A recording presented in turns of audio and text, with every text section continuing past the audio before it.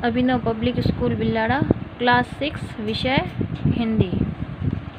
अब अपन इसके अंतर्गत सेकंड चैप्टर पढ़ेंगे।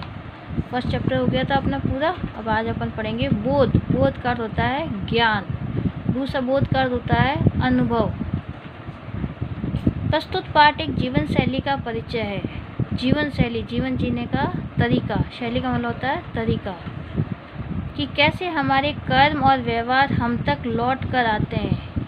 कि जैसा हम कहते हैं जैसा बोएंगे वैसा ही हम काटेंगे, तो कैसे हमारे कार्य और व्यवहार हम तक पुनः लौट कर वापस दोबारा हमारे तक ही वापस लौट के आते हैं। शिक्षक का स्थान सबसे ऊंचा क्यों माना गया है? इस पाठ का उद्देश्य हमारी समस्या समाधान की क्षमता, अंतर व्यक्तिक संबंध और भावनाओं पर नियंत्रण जैसे जीवन कौशलों को विकसित करता है। कि शिक्षक का स्थान सबसे ऊंचा होता है क्योंकि शिक्षक ही सभी को बनाता है, सभी को ज्ञान देता है। इस पाठ का उद्देश्य है हमारी समस्याओं का समाधान करने की क्षमता, कि हम अपनी समस्याओं का समाधान कैसे कर सकते हैं। अंतर व्यक्तिक संबंध, एक व्यक्ति और दूसरे व्यक्ति के बीच के जो संबंध होते हैं और जो भावनाएं होती है उन पर कैसे नियंत्रण करना। और जीवन कौशल, जीवन को किस प्रकार कुशलता, अलग अलग तकनीक और अलग अलग कुशलताओं को या जीवन कौशल अलग अलग तकनीकों को विकसित करना, कि जैसी परिस्थितियाँ होती है परिस्थिति के अनुसार कैसे अपने जीवन के अंदर नए नए कौशल और नई नई कुशलताओं को विकसित करना है। साथ ही यह हमें नैतिक मूल्य, जो नैतिक मूल्य कैसे हैं, कर्तव्य परायणता, अपने कर्तव्यों के प्रति सजग होना। सहृदयता मतलब अच्छे हृदय का बना रहना। ईमानदारी यानी ईमानदारी पूर्ण आचरण लेना, यानी अपन कह सकते हैं बिना किसी पक्षपात के आचरण करना। गुरु भक्ति, गुरु के प्रति कैसा आदर या भक्ति भाव रखना आदि का संदेश देता है। पंडित चंद्रधर एक स्कूल में अध्यापक थे। नौकरी तो कर ली पर सदा पछतावा करते थे कि कहाँ आ फंसे। एक चंद्रधर नाम के पंडित चंद्रधर हैं जो स्कूल में एक अध्यापक हैं, शिक्षक हैं, और नौकरी तो उन्होंने शिक्षक की ग्रहण कर ली, परंतु उन्हें हमेशा पछतावा या दुख होता रहता था कि वे कहाँ आकर फंस गए। यदि कहीं और नौकरी करते तो अब तक हाथ में 4 पैसे होते और आराम से जीवन व्यतीत होता। कि कहीं दूसरी नौकरी की होती है, दूसरी जगह काम किया होता है तो आज मेरे पास खूब सारा पैसा होता और आराम से मेरा जीवन व्यतीत होता, कि मेरा जीवन सुखमय और आनंदमय होता, मैं अधिक से अधिक पैसे कमाता। पर यहाँ तो महीने भर प्रतीक्षा करने के बाद, महीने भर इंतज़ार करने के बाद, प्रतीक्षा करने के बाद कहाँ 15 रुपये देखने को मिलते थे। उस समय उनका वेतन कितना था? 15 रुपये उनका वेतन था। वे भी इधर आए और उधर गायब। वे भी 15 रुपये भी आते थे, महीने में एक दिन आते थे और वह इधर से आते और सबका सामान, सभी सामान के रुपए देते या आपसी घरेलू खर्च में वो सारे गायब हो जाते, यानी खर्च हो जाते थे।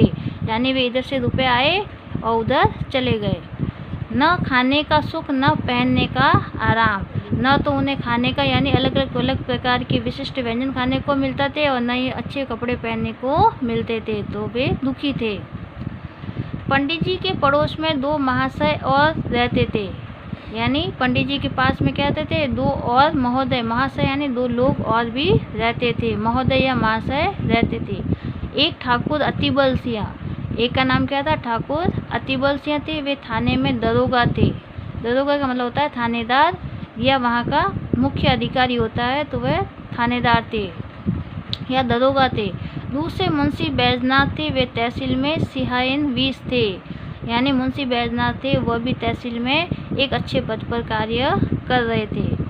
दोनों आदमियों के वेतन पंडित जी से कोई अधिक न थे, तब भी उनकी ज़िंदगी चैन की और सुखमय थी। यानी उन दोनों का वेतन भी पंडित जी से कोई ज़्यादा अधिक नहीं था, यानी कोई ख़ास ज़्यादा उसमें कोई मतलब जितने 15 रुपये इनको मिलते थे उससे कुछ रुपए ही उनको ज़्यादा मिलते थे, इतना खास अंतर नहीं था। फिर भी वे सुखमय और आनंद से रहते थे। शाम को वे कचहरी से आते, बच्चों के लिए पैसे और मिठाई देते। जैसे ही शाम को आते तो बच्चों के लिए क्या लाते हैं? मिठाई और पैसे देते। दोनों के पास नौकर चाकर भी थे, यानी उनके पास काम करने के लिए नौकर चाकर भी थे। सारे मोहल्ले में उनका रौब था, क्योंकि वो एक पुलिस अधिकारी था, तो उनका प्रभाव क्या था, पूरे मोहल्ले में था। और दूसरे तहसील में उच्च अधिकारी थे तो उनका भी प्रभाव आसपास के मोहल्ले में भी था। 4 पैसे की चीज़ एक एक में लाते। रौब था घर आते जाते देखकर बनिया उठकर सलाम करता। जब भी वे घर आते और उठ के जाते तो बनिया यानी क्या होता है, जो खाने पीने का सामान बेचने वाला होता है, किराने की दुकान वाला होता है या व्यापारी होते हैं बनिया, वे क्या करते हैं, उनको आते जाते सलाम करते या उनका क्या करते थे, उनका सम्मान करते थे, प्रणाम करते थे। 4 पैसे की चीज़ एक एक में लाते थे, यानी ज़्यादा मूल्य की वस्तुएं भी वे कम पैसे में खरीद कर ले आते। अगर 4 पैसे की कोई चीज़ है तो 1 रुपये में या 1 पैसे में ही ले आते थे। लकड़ी ईंधन मुफ्त में मिलता था, क्योंकि वे उच्च अधिकारी थे तो दोनों को क्या मिलता था, लकड़ी जलाने के लिए, खाना बनाने के लिए जो लकड़ी रूपी जो ईंधन था वह फ्री में मिलता था, मुफ्त में मिलता था।